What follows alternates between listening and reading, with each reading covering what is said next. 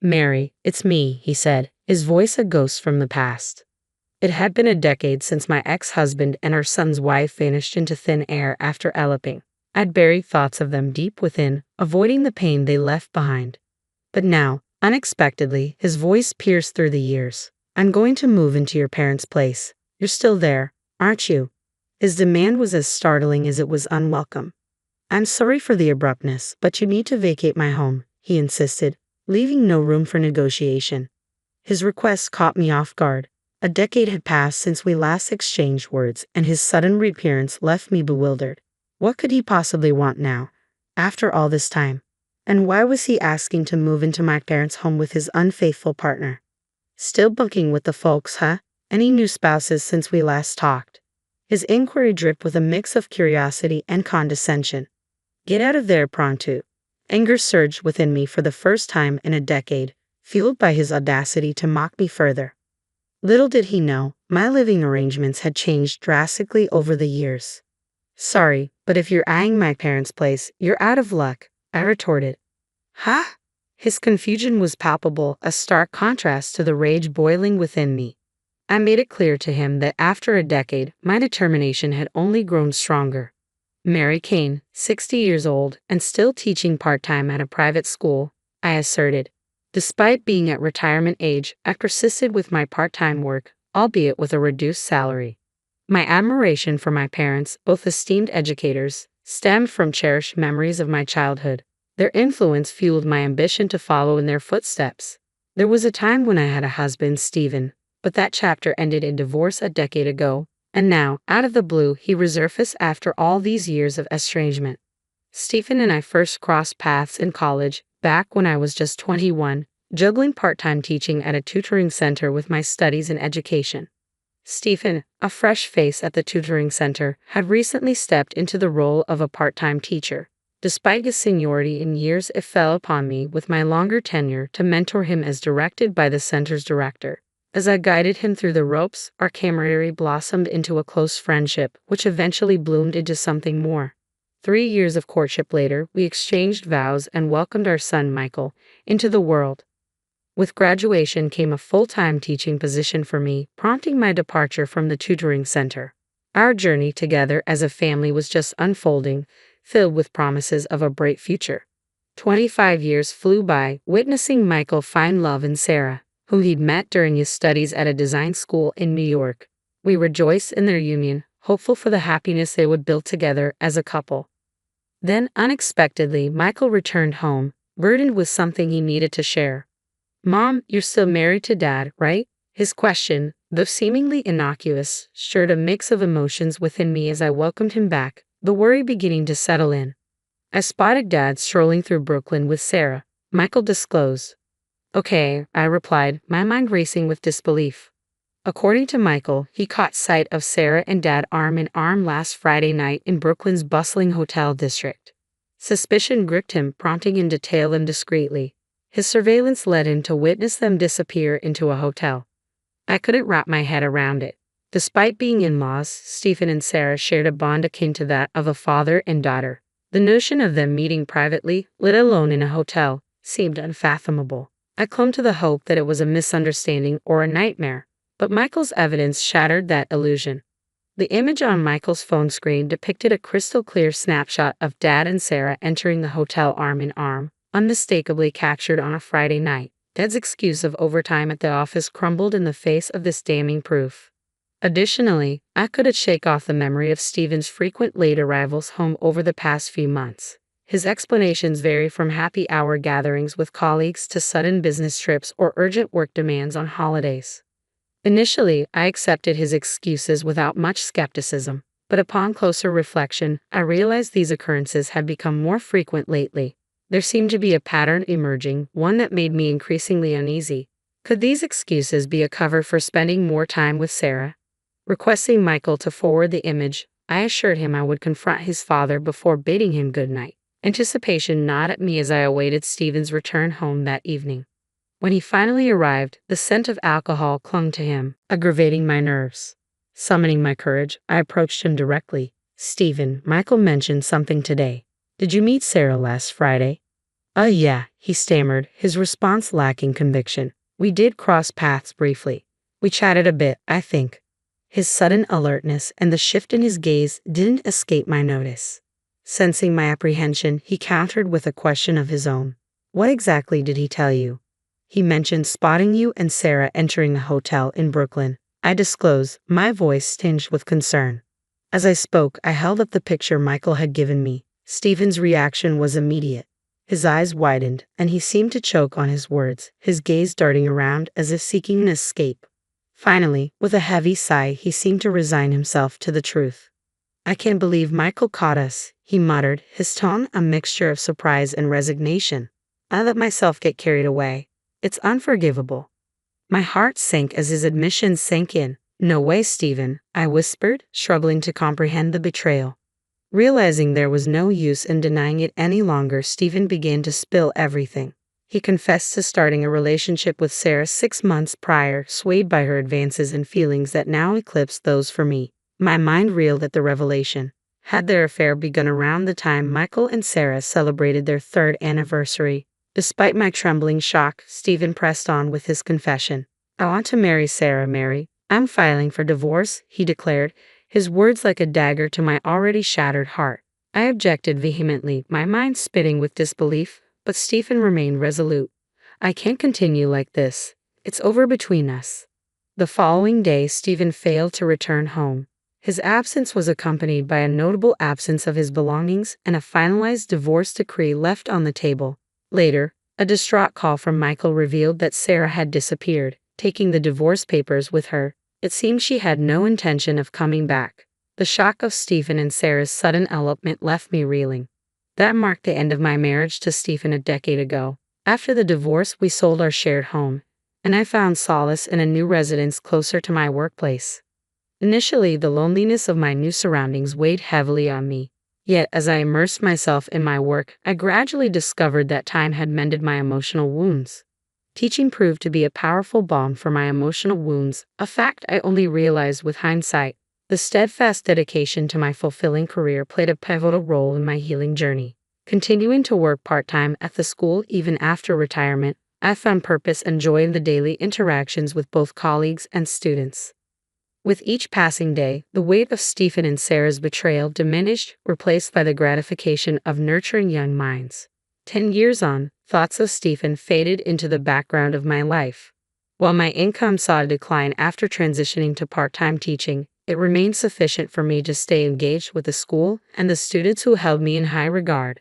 Their affection and admiration filled a void akin to that of a parent. Additionally, I found solace in Michael's resilience, witnessing him throw himself into his work with renewed vigor, having overcome the initial shock of his father's and wife's betrayal.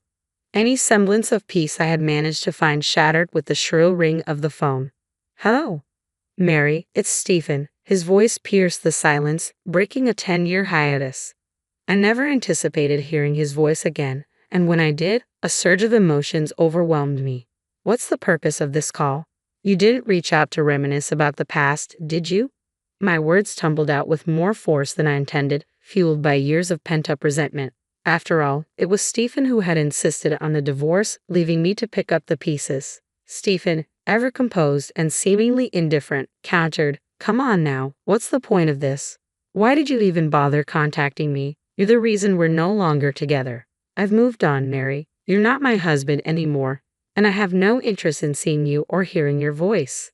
Let's cut to the chase, Mary. You're back at your parents', right?" His casual interruption grated on my already frayed nerves, prompting me to raise my voice once more, struggling to contain the surge of emotions stirred by his insensitive and light-hearted tone. Stephen pressed on, oblivious to my turmoil. "Sarah's expecting," he announced, the news hitting me like a freight train. "But raising the child is proving more financially challenging than we anticipated. Making ends meet has become increasingly difficult." According to his account, despite the significant age gap of 30 years, he and Sarah had shared a passionate bond. However, the dynamics shifted when Sarah fell pregnant last year, upending their lives. Both Stephen and Sarah had quit their jobs ahead of the due date, only to find themselves struggling to secure new employment. Forced to scrape by with part-time work, they faced mounting financial strain. With Sarah unable to work following the birth, their precarious financial situation loomed large. I reached out to Michael and my parents for help, but they all refused. Stephen chuckled over the phone, his words carrying the bitter edge. Stubborn lot, aren't they? His laughter echoed in my mind, conjuring images of Stephen's stern father, determined mother, and sullen younger brother, faces I hadn't seen since their wedding 13 years ago. His family, a portrait of strictness, resolve, and seriousness, had cut ties with me after the divorce. Yet, despite our estrangement, I never imagined Stephen as the type to tolerate infidelity or betrayal within his own family. So, what? You expect me to stay in our old house? I said yes, but first prioritize your relationship with your wife. Your eldest daughter and first grandchild should take precedence over a mere teacher. Leave now. His abusive tone ignited a fierce anger within me. Had my memories of Stephen over the past decade been too idealized? I hadn't anticipated this callousness from him. Then a realization dawned on me. In a subdued voice, I uttered, "I'm sorry, but if you're referring to my parents' house, it's no longer ours." "What do you mean?" Stephen's confusion mirrored my own until I clarified. "Both my parents passed away, Dad 3 years ago, Mom just last year. Their house became too much for me to manage alone, so I sold it. I don't have a house to offer you, Stephen." "Ha. I won't disclose my current address, and even if I did, you're not welcome here. Don't ever show up." Stephen's voice boomed with authority. "What about my inheritance? When your parents pass, should the family home and money come to me?" I frowned, angered by Stephen's cold calculations regarding my parents' demise. It was evident he had his eyes set on not only my funds but also my parents' estate. Despite his mention of familial ties, it was too late for any semblance of trust. I had already received my rightful share from my parents' estate, including their house. My parents had made it clear they wouldn't leave a single cent to a man who shamelessly eloped with their daughter-in-law a decade ago. On the day of our divorce, they were incensed upon learning of Stephen and Sarah's betrayal from Michael and me. Their fury was justified. They had treated Stephen like their own son, only to be repaid with the gravest betrayal. Before their passing, my parents took proactive steps to secure their estate, drafting a will to ensure everything, including our family home, would pass on to me in the event of Sarah's return. 7 years after my father's demise, my mother followed, leaving me the sole inheritor of our family's estate. While reluctant to part with the cherished memories embedded in our home, I honored my parents' wishes and decided to sell it. They hoped it would shelter someone more deserving than Stephen and Sarah. Stephen's reaction was explosive upon learning of this decision. "Don't play dumb. You can't. This is absurd. They wouldn't approve." The inheritance was legally passed down to me, I countered firmly, and their forgiveness isn't something I seek, especially not from Stephen and Sarah, who've done nothing but cause turmoil. Stephen, who had idled away his days, had no business meddling in my affairs. As I gazed at my disconnected phone, I realized Stephen's true colors: someone who would abandon others for his own gain, then lash out when denied. It was a revelation that my ex-husband, with whom I'd shared years of my life, could be so immature. As contempt simmered in my heart, another call came through, this time from Sarah. "You didn't bother to inform me about my own in-laws passing," she accused, her voice dripping with accusation. But her words failed to move me. If Sarah had truly been shocked by my parents' deaths, she would have expressed condolences or a desire to pay her respects. Instead, she immediately steered the conversation towards inheritance, legacy, and money, revealing her true priorities. Neither Sarah nor Stephen deserved a place before my parents' altar. With that thought in mind, I cut Sarah off before she could finish speaking. Later, I received a call from Michael. "Mom, did Dad and Sarah show up at your place?" he inquired. "No, they didn't, but they called, asking about the house and their inheritance," I replied. Michael's voice carried a hint of resignation. "I see. I thought they might reach out, especially after they visited me the other day." "Michael, are you okay? Did they cause any trouble?" I asked, concerned. "I'm fine, Mom, really. They just made a scene at my door. When I threatened to call the police, they took off. But I have an idea." Michael revealed his plan to me, prompting a decision to break the cycle of toxicity between Stephen and Sarah, not just for my own sake, but to safeguard my son as he embarked on a fresh chapter. A few days after putting this plan into action, I received a frantic call from Stephen. "Mary, did you have a hand in this? You're unusually quiet," he blurted out. Don't play innocent. What's going on? I demanded. They're on their way to our place, Stephen disclosed. They? Who? I pressed for clarification. Stephen explained that 7 women were en route to their apartment, his unfaithful partners. It appeared he'd been carrying on affairs with 7 other women, in addition to Sarah. Unaware of Stephen's infidelities with 7 other women, Sarah found herself caught off guard by the sudden chaos. As the women erupted in anger, Stephen's frustration grew, directed now at Sarah. The revelation of multiple affairs left me dumbfounded. I knew it was you. How did you uncover my secret? Stephen demanded. I wonder, I retorted, considering I have nothing left after my ex-husband abandoned me for another woman 10 years ago. What? Stephen's shock was palpable. Turning the conversation around, Stephen unleashed a torrent of expletives over the phone, but his outburst failed to faze me in the slightest. As Sarah's distress escalated during our conversation, she hastily packed her belongings, unleashing a heated argument with Stephen, oblivious to my presence on the line. It was a chaotic scene unfolding before my ears, reminding me of the saying, "Things spiral out of control." With a heavy heart, I directed my final words to my ex-husband, though they may have fallen on deaf ears. Farewell, Stephen. Never darken my doorstep or our son's life again. With that, I ended the call. Little did Stephen know, the tumult sparked by the women he had been unfaithful with was the very plan Michael had alluded to. After Stephen and Sarah's tumultuous visit to Michael's home, where they were swiftly turned away, he wasted no time in enlisting the services of a professional detective agency to delve deeper into their affairs. As it turned out, Stephen's infidelity with Sarah had escalated into affairs with 7 other women, 3 of whom were married. Michael promptly relayed this information to me, along with Stephen and Sarah's current address, the very apartment uncovered by the detective agency. With this knowledge in hand, Michael and I coordinated a plan. We informed all 7 women of Stephen and Sarah's whereabouts and directed them to confront the couple simultaneously. The resulting chaos at Stephen and Sarah's apartment grew so intense that law enforcement had to intervene, dispatching police to the scene.